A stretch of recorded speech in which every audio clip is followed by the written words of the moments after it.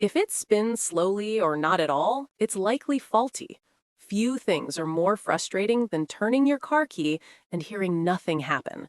Maybe you hear a single click. Maybe the engine refuses to turn. When this happens, one common culprit is the starter motor. The good news? You don't need to be a professional mechanic to diagnose it. With a multimeter and a little patience, you can test your starter motor yourself and potentially save hundreds of dollars in repairs. In this guide, you'll learn exactly how to test a starter motor with a multimeter, step by step. The explanations are simple, the process is beginner-friendly, and by the end, you'll understand what's happening under your hood. What is a starter motor? The starter motor is a small but powerful electric motor. Its job is simple. It turns the engine over when you start your car. Here's what happens when you turn the key. First, the battery sends electricity to the starter motor. Next, the starter motor spins a small gear. That gear engages the engine's flywheel. Once the flywheel starts turning, the engine begins running on its own. Without a working starter motor, your car cannot start. Signs your starter motor might be bad. Before grabbing your multimeter, look for these warning signs. They often point to a failing starter. 1. A clicking sound. You turn the key, you hear a single click, but the engine doesn't crank. This often means the starter solenoid is engaging, but the motor isn't spinning. 2. The engine won't crank. You turn the key, nothing happens. No sound, no movement. This can indicate a dead starter motor. 3. Slow cranking. The engine turns slowly, almost like it's struggling. This may indicate electrical resistance or a weak starter. 4. Smoke from the starter area. Smoke usually means electrical overheating. This can happen when the starter motor is drawing too much power. 5. Intermittent starting problems. Sometimes the car starts, sometimes it doesn't. This is often a sign of internal starter wear. Tools you need. Testing a starter motor doesn't require a full mechanic's garage. You only need a few basic tools. Essential tools: digital multimeter, safety gloves, safety glasses, socket wrench set, car owner's manual, optional. The multimeter is the most important tool. It measures electrical values like voltage, resistance, and continuity. These readings help you determine if the starter motor is working. Understanding the multimeter. Quick basics. If you've never used a multimeter before, don't worry. It's easier than it looks. A multimeter measures three main electrical values. Voltage, V. Voltage measures electrical pressure. It tells you how much power is moving through a circuit. Resistance, omega. Resistance measures how difficult it is for electricity to flow. Too much resistance can stop components from working. Continuity. Continuity checks if electricity can travel through a wire or component. If continuity is broken, the circuit won't work. Safety first before testing.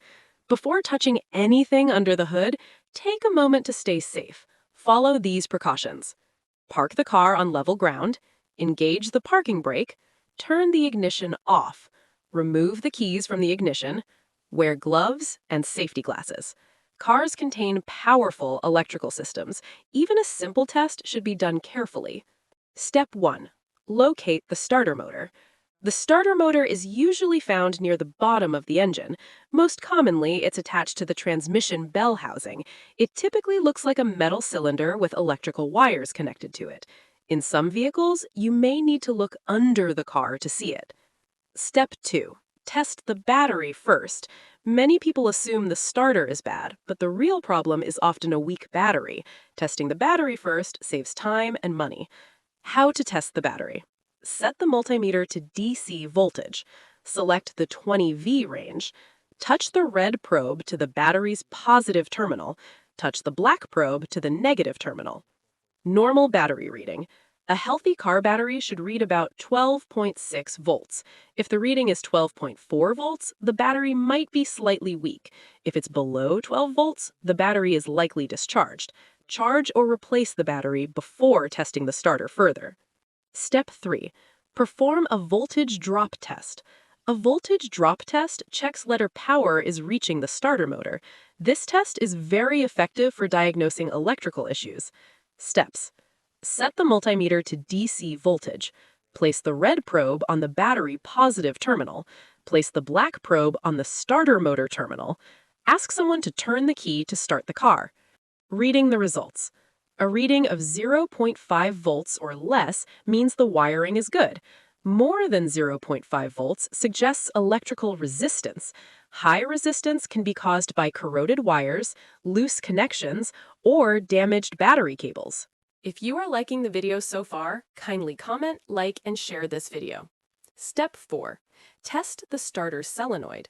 The starter solenoid acts like a heavy-duty electrical switch. It sends power from the battery to the starter motor. If it fails, the starter won't spin. Testing the solenoid. Locate the small control wire on the solenoid. Set your multimeter to DC voltage. Place the red probe on the solenoid control terminal. Place the black probe on engine ground. Have someone turn the key to the start position. Expected result. You should see about 12 volts. If you don't see voltage, the problem may be elsewhere. Possible causes include a faulty ignition switch, a bad neutral safety switch, damaged wiring. Step 5. Test the starter motor directly. Now you can check the starter motor itself. Resistance test. Turn the car off completely. Disconnect the starter wiring. Set your multimeter to ohms or omega.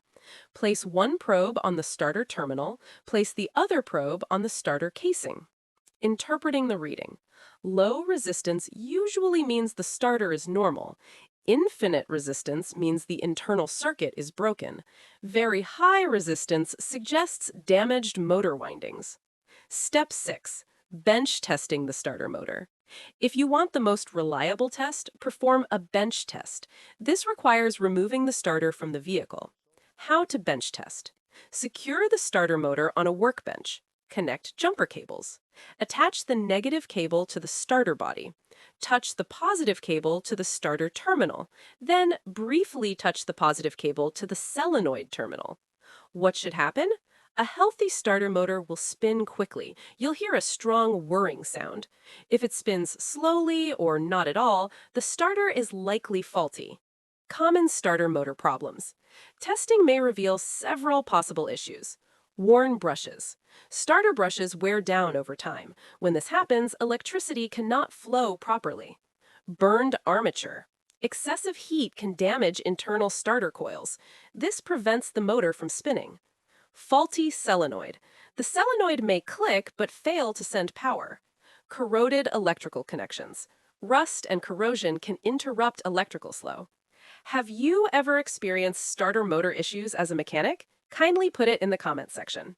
When should you replace the starter? Most starter motors last between 100,000 and 150,000 miles. However, lifespan varies depending on driving habits.